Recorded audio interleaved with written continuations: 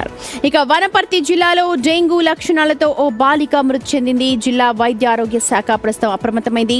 గాంధీనగర్లో ఇంటింటి సర్వేలు, blood sample సేకరించి ఫీవర్ సర్వే నిర్వహిస్తున్నారు. డెంగూ, మలేరియా జ్వరాలను ఆసరాగా చేసుకుని ప్రైవేట్ హాస్పిటల్స్ అనవసర టెస్టులు, అధిక ఫీజులు వసూలు చేస్తే కఠిన చర్యలు తీసుకుంటామని డిఎంహెచ్ఓ భాస్కర్ నాయక్ హెచ్చరిస్తున్నారు. పూర్తి సమాచారాన్ని మా ప్రతినిధి శంకర్ అందిస్తారు.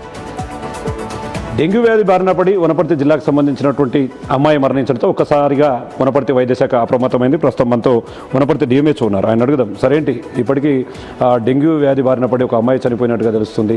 నిజంగా ఆ కేసుకు సంబంధించి ఏ విధమైనటువంటి కార్యాచరణ రూపొందిస్తూ ఎలా ముందుకు పోతున్నారు? 24వ తారీఖున నిలోఫర్లో ఒక డెంగ్యూ కేసు, సస్పెక్టెడ్ డెంగ్యూ అన్నారు. తర్వాత కన్ఫర్మేషన్ ఇచ్చి డెంగ్యూ కేసుతో వెన్నెల డాటర్ ఆఫ్ ఆంజనేయులు 8 సంవత్సరాల బాలిక గాంధీనగర్ వార్డ్ నెంబర్ 19లో నివాసం ఉండి అక్కడికి అనేక హాస్పిటల్ తిరిగి ప్రైవేట్ హాస్పిటల్ అక్కడ వెళ్ళి అక్కడ చనిపోయిందనే మాకు ఒక ఇన్ఫర్మేషన్ రావడం వల్ల మేము అప్రమత్తమయ్యి యాక్చువల్లీ ప్రతి మంగళవారం, శుక్రవారం మా దగ్గర యాంటీ లార్వా ఆపరేషన్స్ జరుగుతుంటాయి. Dry day conduct చేస్తుంటున్నాం.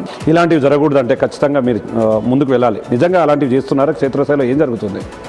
లేదండి, ముందు నుంచి క్షేత్రస్థాయిలో మనము ర్యాపిడ్ రెస్పాన్స్ టీమ్స్ ఫామ్ చేశాము. సబ్ సెంటర్ లెవెల్, రూరల్గా, మరి ఆ తర్వాత మండల్ లెవెల్లో ప్రైమరీ హెల్త్ సెంటర్లో ర్యాపిడ్ రెస్పాన్స్ టీమ్స్ని అరేంజ్ చేశాం. డిస్టిక్లో మనకి programme officer national vector borne disease control programme ద్వారా ఒక ర్యాపిడ్ రెస్పాన్స్ టీమ్స్ని మనం అరేంజ్ చేయడం జరిగింది. వాళ్ళు ఎక్కడైనా సరే ఒక ర్యాపిడ్ డయాగ్నోస్టిక్ టెస్టులు క్షేత్రస్థాయిలో చేసినప్పుడు పాజిటివ్ రావడం జరిగితే ఆ శాంపుల్ని ఎలిషాకి మనం డిస్టిక్ హాస్పిటల్ తీసుకురావడం జరిగి ఇక్కడ పాజిటివ్ వచ్చిన వెంటనే మరి మేము ఆ గృహాన్ని దర్శించడము, అక్కడ ఇండోర్ రెసిడ్యుయల్ స్ప్రే అని పైరేత్రాన్ని చల్లి ఆ అడల్ట్ మస్కిటోని మేము చంపగలుగుతాం. మరి కలెక్ట్ చేసుకుంటున్నారో లేదా పని చేస్తున్నారో మరి దానికి తగ్గట్టు పెనాల్టీ కానీ ఇంప్రిజన్మెంట్ కూడా మరి ఖచ్చితంగా ఇంప్లిమెంటేషన్ చేస్తాం. వారి మీద కఠిన చర్యలు కూడా మరి చైర్మన్, మరి కలెక్టర్ గారి యొక్క ఆదేశాల మేరకు మేము కన్వీనర్గా ఉండి వారికి సబ్మిట్ చేస్తాం. కాబట్టి వారు ఏం యాక్షన్ తీసుకోమంటారో అది తప్పక మేము వారి మీద తీసుకుంటాం. అందుకనే ప్రజలు వస్తూ ఉంటున్నప్పుడు ఖచ్చితంగా గవర్నమెంట్ సెక్టర్కి మీరు ఇన్ఫామ్ చేస్తూ ప్రతి జ్వరం కేసుని మరి అదేవిధంగా యాజ్ పర్ నామ్స్ మీ అసోసియేషన్ ఏదైతే ఫిక్స్ చేసిందో దాని ప్రకారమే తీసుకుంటూ ముందుకు వెళ్ళాలని ప్రైవేట్ హాస్పిటల్కి విజ్ఞప్తి.